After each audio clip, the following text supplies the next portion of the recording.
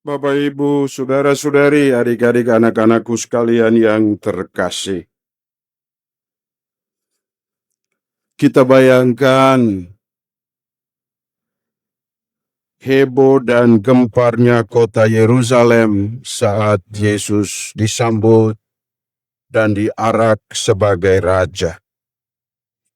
Dengan daun-daun palma, itu jadi 2000-an tahun lalu kurang lebih. Dan tradisi itu kita masih rawat sampai hari ini. Kita menggunakan daun palma juga tadi mengiringi Yesus sebagai Raja Israel memasuki kota Yerusalem sambil bersorak ria, Hosana Putra Daud, terpujilah yang datang dalam nama Tuhan. Dia Raja Israel. Hosana sembah sujud. Itu pekikan yang diteriakan berulang-ulang sambil daun-daun palma dilambaikan di tangannya. Kita bisa membayangkan orang-orang itu sangat amat percaya pada Tuhan Yesus. Mereka sudah lama menunggu seorang raja yang diimpikan untuk memimpin hidup mereka. Dan ini dia, Yesus itu. Bapak, Ibu, saudara-saudariku sekalian, tetapi beberapa hari kemudian, kebanyakan orang-orang yang mengeluh-elukan Yesus sebagai raja mereka juga ada di depan kantor pengadilan, di mana Yesus diadili di sana. Mereka ada di sana. Dan ketika gubernur Pilatus itu bertanya kepada massa, orang-orang banyak yang ada di depan pengadilan itu, siapa di antara kedua orang ini, Barabas atau Yesus, yang kamu kehendaki supaya aku bebaskan bagi kamu? Lalu ramai-ramai dan serempak mereka menjawab, Barabas! Barabas! Saudara-saudari, Yesus yang 2-3 hari lalu sebelumnya mereka puja-puji dan elu-elukan dia sebagai raja dan pemimpin mereka. 3-4 hari kemudian mereka tukar dengan Barabas. Dengan sangat gampang mereka tukar Yesus yang mereka andalkan itu dengan Barabas. Memilih Barabas itu artinya memihak pada kejahatan yang dia lakukan. Karena Barabas juga pada saat yang sama diadili dan akan dihukum mati karena kejahatannya. Maka ada dua orang, Barabas dan Yesus, diadili dalam waktu yang sama atau hampir bersamaan. Mereka berdua di dalam tahanan. Maka gubernur bertanya, siapa di antara dua orang ini, Barabas atau Yesus, yang kamu mau supaya aku bebaskan bagi kamu? Dan mereka serempak berteriak, Barabas.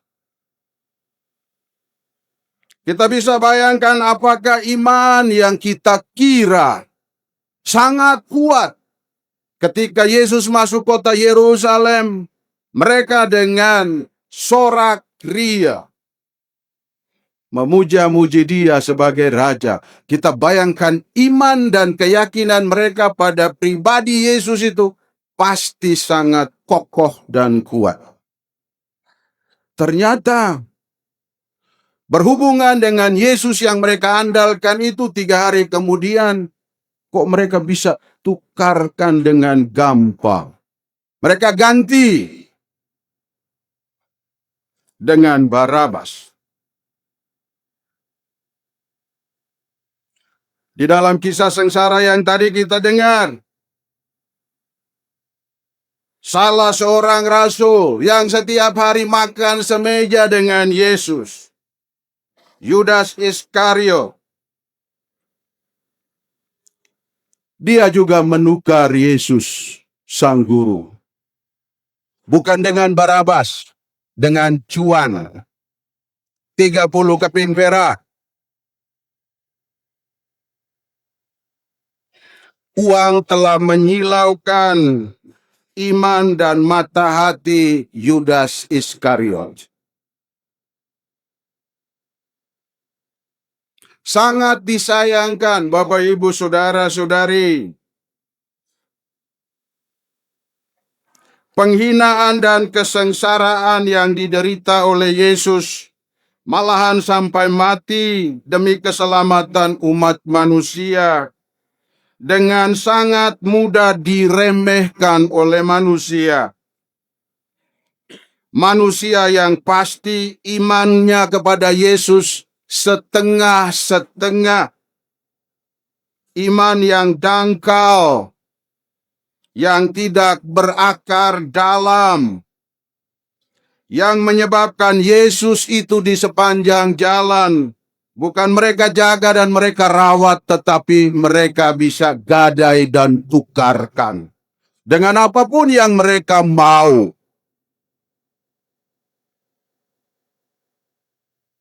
Pada zaman kita sekarang, saudara-saudari, kita tadi mengeluh-elukan Yesus dan memuja-muji Dia dari halaman depan SD Santo Yusuf. Saya tegaskan di dalam kata pengantar saya, kita sedang mau menegaskan apa yang di dalam dada kita. Iman kepada Yesus itu. Bukan raja orang Israel saja, orang Yahudi saja. Dia imanku juga.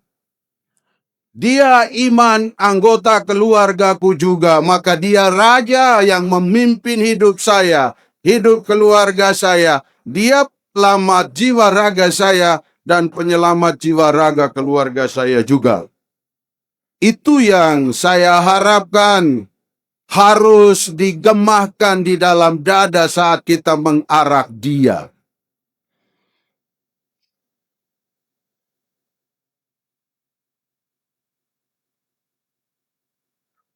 Kita tahu, dan dengan jujur kita sadari saat ini, bahwa sampai dengan hari ini, Yesus ternyata masih ditukar juga oleh pengikut-pengikutnya sekarang ini. Barangkali kita juga menukar Dia tanpa kita menyadarinya.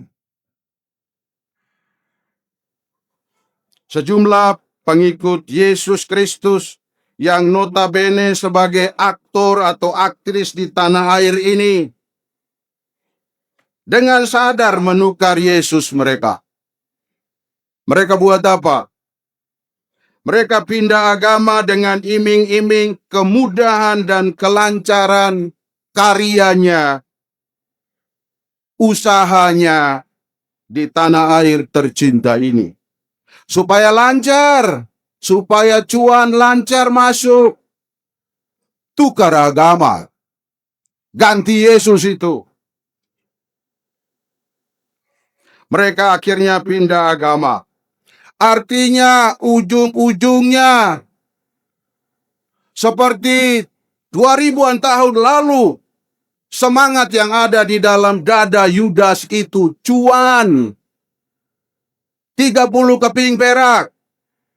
Banyak orang di zaman ini juga demi uang menyingkirkan Yesus.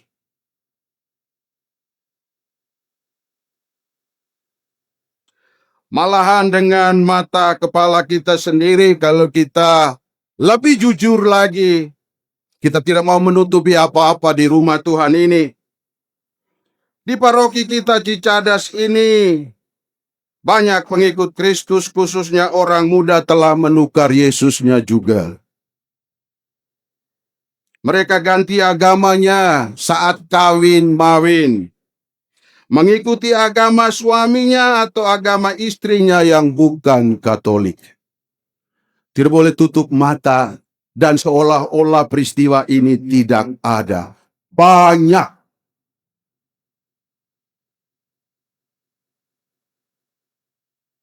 Bapak, Ibu, saudara-saudari, adik-adik, anak-anakku sekalian yang terkasih, bagaimana saat ini dengan iman kita sendiri? Jikalau iman kita tidak cukup kokoh dan berakar dalam, kita akan sama seperti banyak orang yang mengeluh-elukan Yesus sebagai rajanya, tetapi lusa atau 3 hari kemudian mengganti dia. Kita juga akan menukarkan Yesus itu. Mungkin kita belum ganti agama, tapi kita kompromi demi cuan.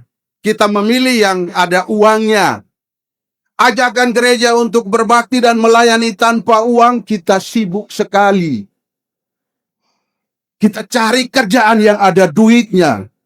Jiwamu ada semangat Yudas di dalamnya. Kamu mau ikut Yesus kalau ada uangnya. Sebaliknya, saudara-saudari, jika iman kita kokoh kuat, kita seperti tidak banyak orang. Tidak banyak orang yang mengeluh-elukan Yesus waktu Yesus masuk sebagai raja di kota Yerusalem. Dia berjuang mempertahankan imannya itu. Biarpun tidak sempurna seperti rasul-rasul, murid-murid, orang yang dekat Yesus. Pada saat Yesus ditangkap, mereka lari. Tetapi mereka akan terus berjuang mencari Yesusnya kembali. Mereka tidak sampai mengganti Yesusnya. Mereka berjuang. Mereka bangkit dari kerapuhan. Dan kemudian mereka terus jalan bersama-sama dengan Yesus yang bangkit. Bersama dengan Bunda Maria yang menemani mereka. Moga-moga kita menjadi seperti itu. Kita tidak akan menjual Tuhan Yesus. Kita tidak akan mengkompromikan ajaran-ajaran Yesus yang harus kita hidupi, kita lakukan, kita hayati. Kita tidak boleh tukar dengan kesenangan dan egoisme kita. Saudara-saudariku sekalian, jangan tukar Tuhan Yesusmu apapun alasannya. Itu pesan saya. Pesan untuk kita semua dan kita masing-masing. Tuhan memberkati kita. Amin.